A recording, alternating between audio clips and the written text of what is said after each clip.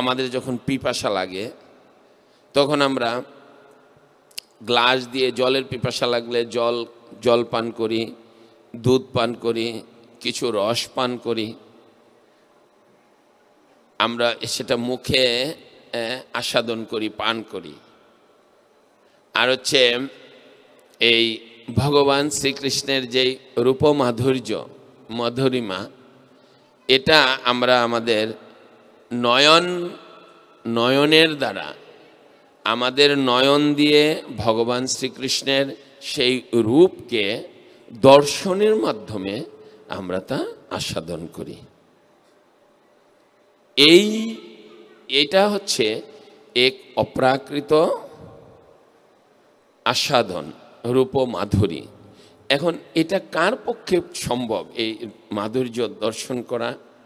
এই মাধুর্য দর্শন করার মাধ্যমে কে কি করতে পারবে?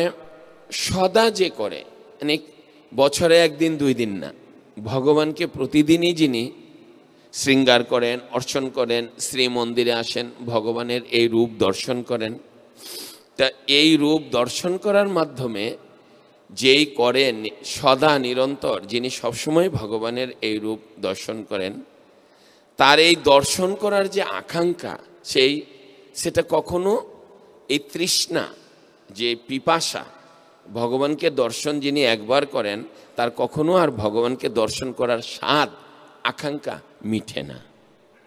এ হচ্ছে একজন কৃষ্ণ ভক্তের স্বাভাবিক পরিচিতি।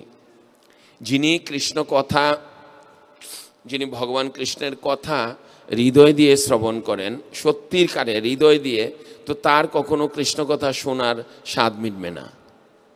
আমার আজকে আর কৃষ্ণ কথা শুনতে হবে না, এইরকম মনোভাব কখনো হবে না। যে ভগবান কৃষ্ণের প্রসাদকে প্রসাদ অমৃত বলে আস্বাদন করেন, তিনি প্রসাদ অমৃত আস্বাদন ছাড়া কখনো থাকতে পারবেন না। প্রসাদ অমৃত আস্বাদনের স্বাদ তার কখনো মিটবে না, তৃপ্ত হবে না, অতৃপ্ত থাকবে। যিনি ভগবান শ্রীকৃষ্ণের রূপ মাধুরী দর্শন করেন প্রতিদিন, জগন্নাথ, জগতের নাথ জগন্নাথ, শ্রী চৈতন্য মহাপ্রভু, পঞ্চতত্ত্ব, অষ্টসখী, রাধা মাধব, জগন্নাথ, যারা দর্শন করেন হৃদয় দিয়ে, নয়ন অভিরাম, নয়নে দর্শন করে আনন্দ পান, তৃপ্তি পান, তার এই ভগবানকে দর্শন করার আকাঙ্ক্ষা দিনের পর দিন বাড়তে থাকে। এটা কখনো তৃপ্ত হয় না, শেষ হয় না। যিনি একদিন ভগবানের শ্রীমন্দিরে আসবেন, যিনি একদিন হৃদয় দিয়ে প্রণাম করবেন, হৃদয় দিয়ে দর্শন করবেন, হৃদয় দিয়ে শ্রদ্ধা করবেন, একদিন ভগবানকে দণ্ডবোধ প্রণাম করবেন, একদিন চরণামৃত পান করবেন, তারপরে তাকে আবার আসতে হবে। ভগবান তাকে, এই যে আমরা চরণামৃত পান করি, প্রণাম করি, কৃষ্ণ কথা শ্রবণ করি, কৃষ্ণ প্রসাদ পাই, আপনি আমি ভুল বা বিমুখ ব্যক্তি হতে পারি, কিন্তু ভগবান শ্রীকৃষ্ণের চরণামৃত, কৃষ্ণ প্রসাদ, কৃষ্ণ রূপমাধুরী, কৃষ্ণ চরণ কৃপা, কৃষ্ণ নাম চিরদিন অপ্রাকৃত, অনন্তকাল অপ্রাকৃত। তাই আমরা ভগবান কৃষ্ণের সাথে সম্পর্কটা রাখার মাধ্যমে আমরা এই সুবিধাটা লাভ করতে পারি। আমরা ভগবানকে দেখে কি হবে না, হ্যাঁ,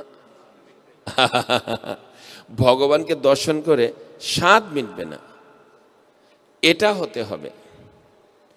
যদি ভগবানকে দর্শন করে অষ্টসখী, রাধা মাধব, পঞ্চতত্ত্ব, গৌরনিতাই, নরসিংহদেব, জগন্নাথ বলদেব, সুভদ্রা মহারানী, তাদেরকে দেখে যদি কারোর মনে হয় যে হ্যাঁ আমার দেখা হয়ে গেছে, আর একবার দর্শন করেছি, একদিন হয়ে গেছে, তো ইনি আসলে হৃদয় দিয়ে দর্শন করেনি। ভগবানের এরকম একটা কৃপা আছে, কেউ যদি শ্রদ্ধা সহকারে ভগবানকে প্রাণ ভরে দর্শন করেন, বিশেষ করে দর্শন আরতিতে, তাহলে তাকে ভগবান আবার ডেকে আনবেই। তার হৃদয় অভ্যন্তরে ভগবান তাকে ডাকবে, তার ভালোবাসাটা হৃদয়ের মধ্যে লেগে যায় ভগবানের প্রতি।